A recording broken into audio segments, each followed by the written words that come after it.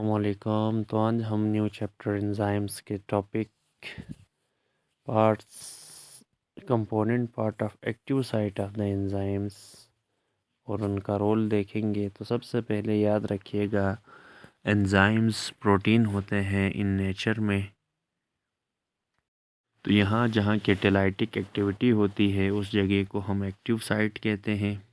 Active site की दूसरी definition ये है कि जहाँ पे सबस्ट्रेट आके बाइंड होता है। तो पहले एक्टिव साइट और उसका रोल बताएंगे आपको।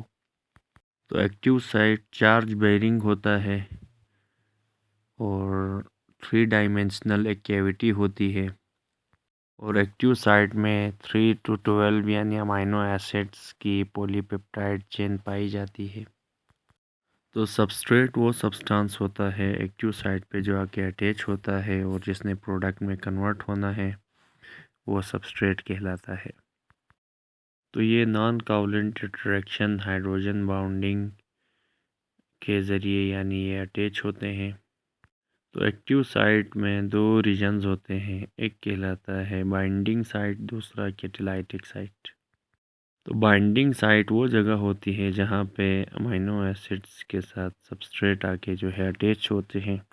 वो रीजन जहाँ पे अमीनो एसिड सबस्ट्रेट के साथ मिलके प्रोडक्ट में कन्वर्ट हो, ये कैटालाइटिक साइट कहलाता है। और जो शेप ऑफ एक्टिव साइट वो सबस्ट्रेट के हिसाब से होती है। तो हर सबस्ट्रेट का अपना एक्टिव साइट होता है। तो ये हमने स्टूडेंट्स देख लिया कि कंपोनेंट्स कौन कौन से थे एंजाइम के।